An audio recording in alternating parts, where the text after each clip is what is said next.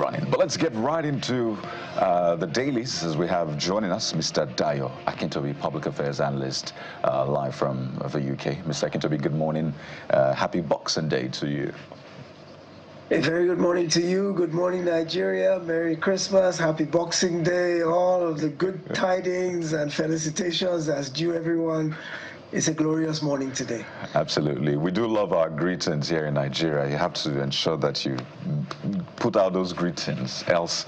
But Mr. Akintobi, back to the big story, and I imagine you've been following that. Yes, the American president had been saying, well, we're going to go there, we're going to do this, and finally happened yesterday.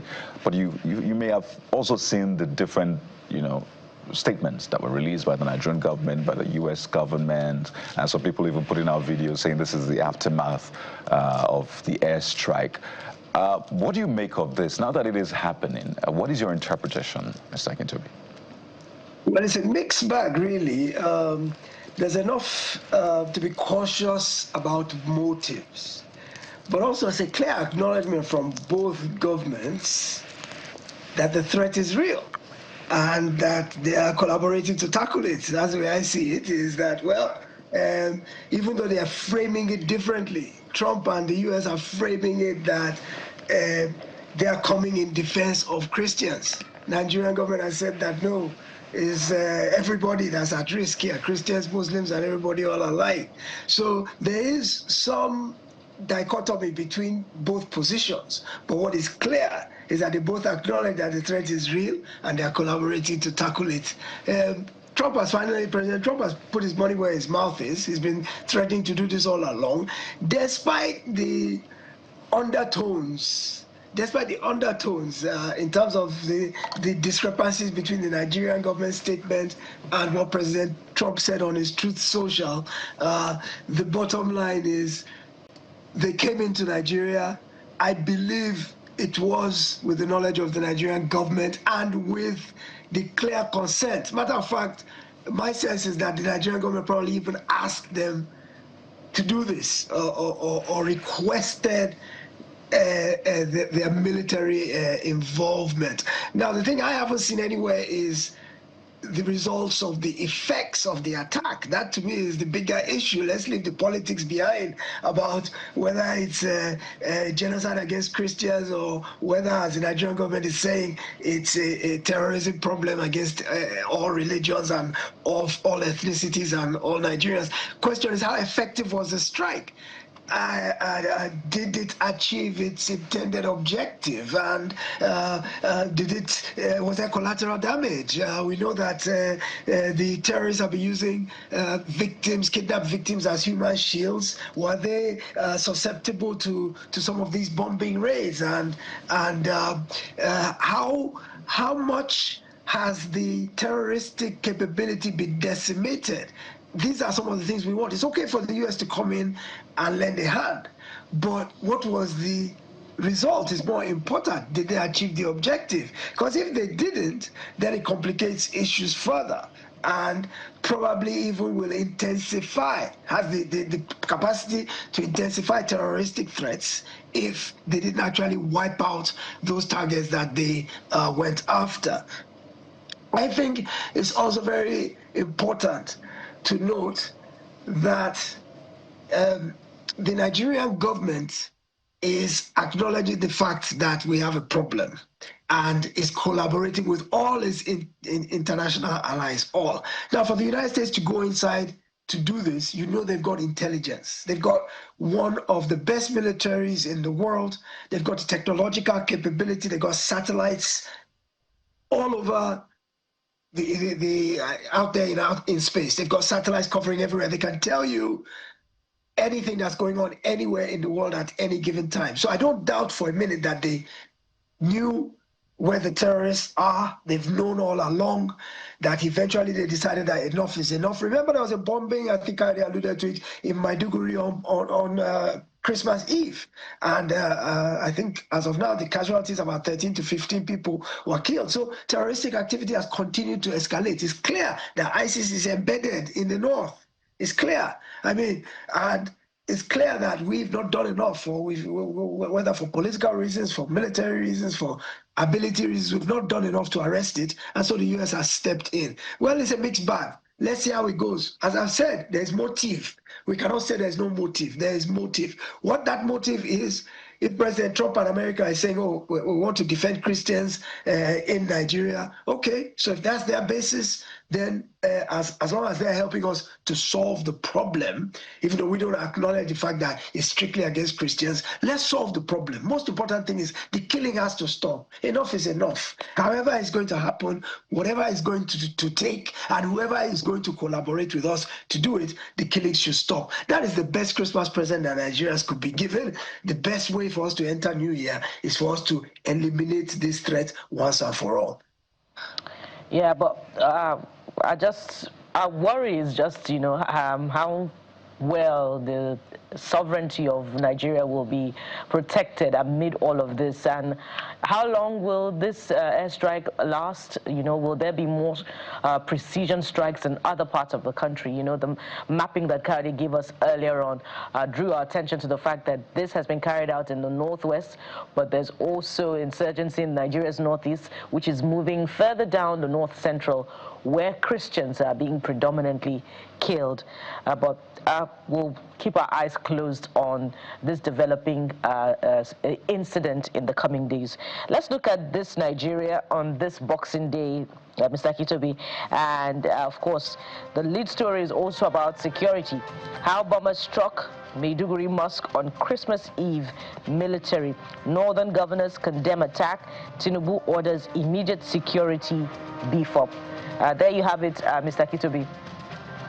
Another security concern. Yes, another incident. I mentioned this a bit earlier. Yes, Christmas Eve, they struck at a mosque. It's a bit ironic, perhaps, that they would choose an Islamic center on a Christmas symbolically important day. Whether that means they're trying to send a message or whether it was random, we don't really know. But I see the president ordering immediate security beef up, and I ask myself, hang on, wasn't it just last week when he was giving his budget speech that he ordered the same immediate security beef up? How can we continue to order beef up after beef up after beef up? The mission is clear. It's been clear all along.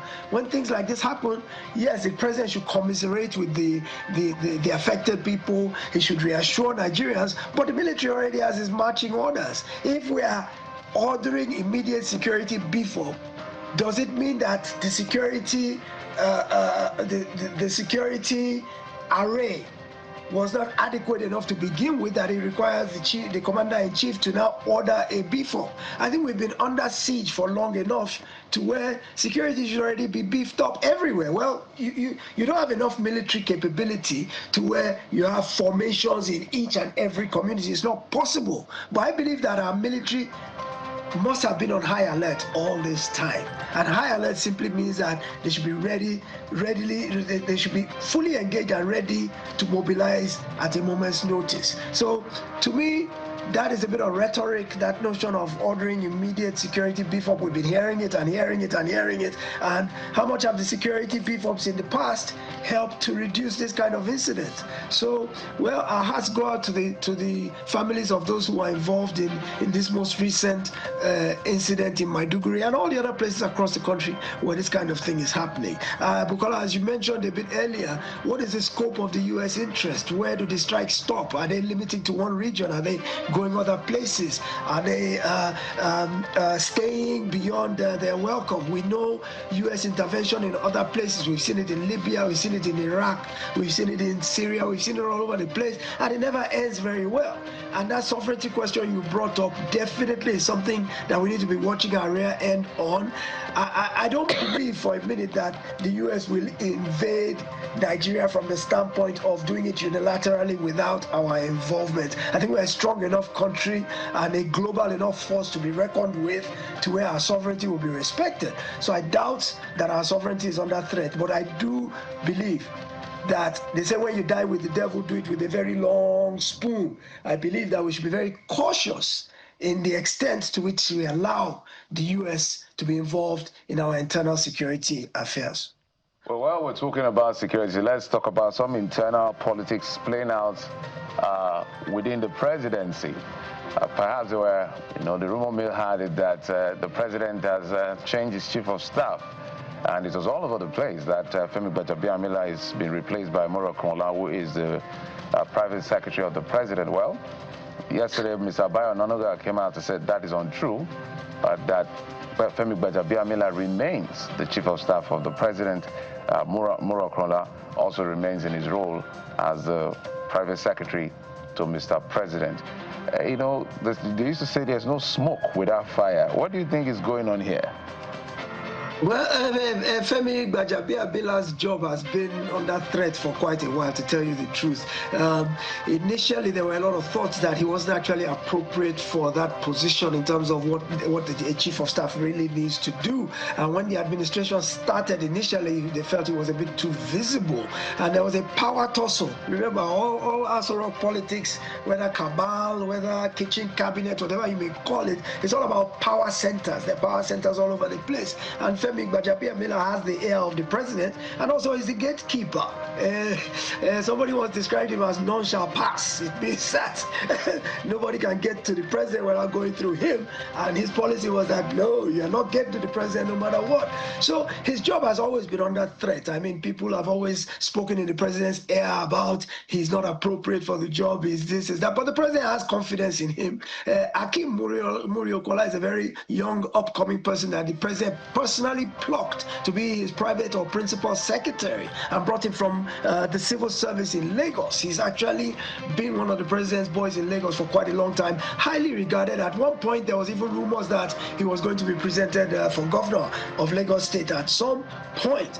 But because he has a very deep personal and confidential relationship with the president, there have always been speculations of his ability to win the president over on issues and on policies and on things that he feels are important. So the question is, who is a heavier weight between Gbajabiamila and Muri-Okola? But for those kind of rumors to have come out, certainly something was underway in the presidency, in the very, very highest echelons of government. It may have been arrested. It won't surprise me if the flame has been doused at this point. But the fact that it got out at all means that, yes, something there was a state of flux going on in the presidency over the weekend.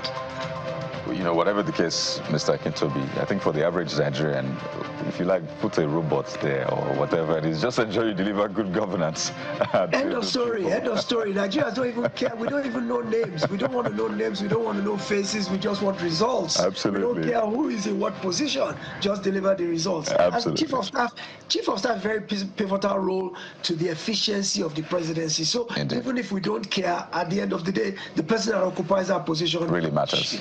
Really matters. Absolutely, Mr. Akintobi. But we'll keep watch. I think during the holidays, a lot of things happen because, Nigerians are busy eating the chicken and all of that. So we are here to ensure that they don't miss anything. But we have to thank you so much, Mr. Dayo Akintobi, for joining us on our paper review on this Boxing Day. Wish you the very best, sir.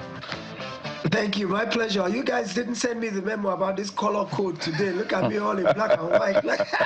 And you guys so colorfully turned out on Boxing Day. Is that what I should be? We shall address that grievous error in New Year. I'm with you on this one, Mr. Akintobi, because I didn't get the memo myself. We're the Ashwebi boys. Well, we'll take a break. We'll take a quick break now. And when we return, we'll get into all of our big conversations for today. We started off with the Nigerian journalist whose wife and baby were arrested. He was eventually detained as well, but he joins us right here on our studio because of a story that he did. Stay with us.